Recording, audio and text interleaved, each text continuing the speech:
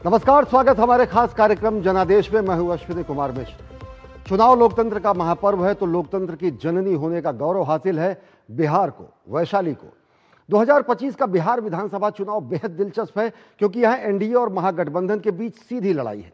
यहां जंग है विकास बनाम बदलाव की। बिहार में सज चुकी है सियासी बिसात, और हम करेंगे जनता जनार्दन के मुद्दों की बात। सियासी जंग में कौन कौन से दल कैसे कैसे वादे कर रहे हैं जनता से, युवा, महिला, किसान और आम आवाम के क्या हैं मुद्दे जो तय करेंगे सियासी दलों का मुस्तकबिल।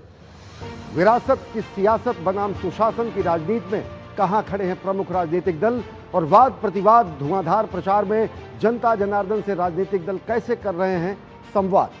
अगले आधे घंटे में हम आपको बिहार विधानसभा चुनाव के हर एक पहलू से कराएंगे रूबरू अपने इस कार्यक्रम में बिहार के जनादेश में। और क्या है जमीनी हकीकत, क्या है चुनावी समीकरण, क्या है जनता के मुद्दे और कैसा है जनता जनार्दन का मन, दिखाएंगे ग्राउंड रिपोर्ट। बिहार के कोने कोने में मौजूद अपने संवाददाताओं की खास रिपोर्ट। रोजगार और बुनियादी विकास, किसानों की स्थिति, महिला सशक्तिकरण, या कौन से ऐसे मुद्दे हैं जो जनता की है प्राथमिकता, इन्हीं पर करेंगे चर्चा। तथ्यों के साथ, तर्कों के साथ जानेंगे जनता की नब्ज। तो आइए सबसे पहले बात करते हैं बिहार के सियासी जंग की।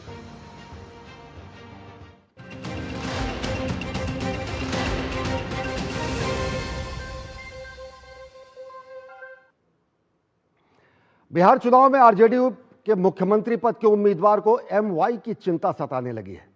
सत्ता के प्यार में अंधे तेजस्वी यादव अब वक्फ बिल फाड़कर कूड़ेदान में फेंक देने की बात कर रहे हैं। पंचायत और कचहरी में मानदेय दोगुना करने का राग अलापना उन्होंने शुरू किया है।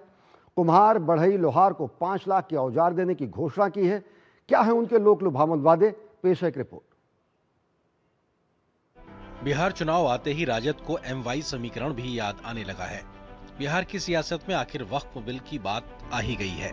बिहार चुनाव से पहले मुस्लिम वोट बैंक को साधने के लिए तेजस्वी यादव ने महागठबंधन की सरकार बनने पर वक्फ कानून को फाड़ने की बात की है। इससे पहले तेजस्वी यादव की मौजूदगी में राजद के एमएलसी कारी शोएब ने वक्फ बिल को फाड़कर फेंकने की बात की थी, जिस पर राजद अब खुद विवादों में फंसती दिख रही है।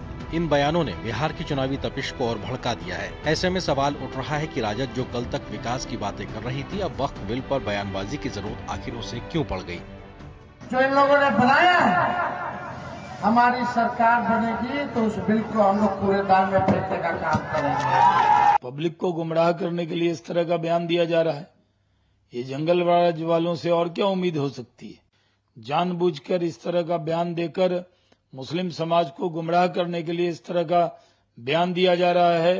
आरजेडी पूरी तरह से निराश और हताश हो गई है। एक तुष्टीकरण की बात आ गई है।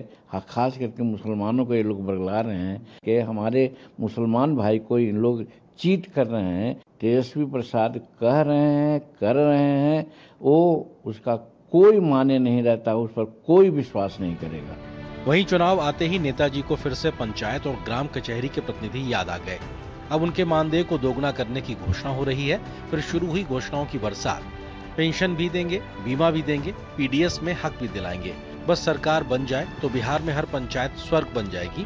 तेजस्वी यादव नाई, कुम्हार, बढ़ई, लोहार सबको देंगे 5 लाख रुपए के औजार, जिसे बीजेपी जुमला करार दे रही है। तेजस्वी ने किसी का नुकसान नहीं किया, ना ही किसी को तेजस्वी से शिकायत है। बिहार की जनता ने इन लोगों को 20 साल का मौका दिया।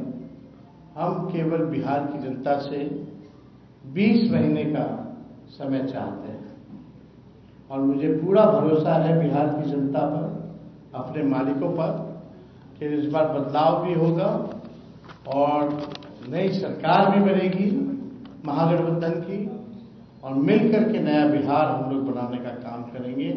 राष्ट्रीय जनता दल, कांग्रेस अब जुमलेबाजी करना शुरू किया है, और जुमलाबाजी पर जो है बिहार की जनता विश्वास नहीं करती है। और जिस तरह से नीतीश कुमार, नरेंद्र मोदी जी के समय में बिहार के इमारत को नींव से लेकर के और ऊपर तक की तैयारी की जा रही है, और आज जो बिहार की स्थिति विकसित बिहार की तरफ बढ़ रही है। ये लोकतंत्र है। लोकतंत्र में सिर्फ बोलना इशू नहीं है। ये नीतीश कुमार जी और मोदी जी की सरकार है, ये डिलीवर करती है। ये डिलीवर करके जनता को सीधा संवाद देती है। इसलिए ये बोलने वाले लोग हैं और एक तरफ करने वाले लोग हैं। ये लोग करते हैं मोदी जी और नीतीश जी। वहीं बिहार में जेडीयू के टिकट ऐलान से नाराज बागी रुख दिखा रहे 12 नेताओं को बाहर का रास्ता दिखा दिया है, जिसमें पूर्व मंत्री शैलेश कुमार समेत लगभग 1 दर्जन नेता शामिल हैं। इसमें पूर्व विधायक श्याम बहादुर सिंह और सुदर्शन कुमार के अलावा पूर्व विधान पार्षद संजय प्रसाद और रणविजय सिंह शामिल हैं। निर्दलीय रूप से चुनाव लड़ रहे अपने 11 बागी नेताओं पर पार्टी ने कार्रवाई की है। वहीं विकासशील इंसान पार्टी के प्रमुख मुकेश सहनी को बड़ा झटका लगा है।